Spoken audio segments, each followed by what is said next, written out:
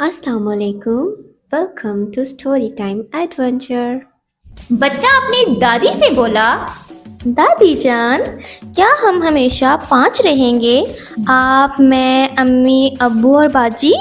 दादी बोली, नहीं बेटा, जब तुम्हारी शादी हो जाएगी तो हम 6 हो जाएंगे। बच्चा बोला, जब बाजी की शादी हो जाएगी तो हम फिर से 5 ही रह जाएंगे ना? दादी प्यार से बोली, जब तुम्हारा बेटा पैदा होगा तो हम फिर से 6 हो जाएंगे। बच्चा बोला, दादी, जब आप फोत हो जाओगी तो हम फिर से 5 ही रह जाएंगे ना? दादी गुस्से से बोली, लखती लानत तेरे हिसाब ते, चल जा के सो जा। आपको हमारा कंटेंट कैसा लगता है? जैसा भी लगता है कमेंट में फीडबैक जरूर शेयर कीजिए। और हाँ, लाइक, शेयर, सब्सक्राइब करना मत भूलिएगा।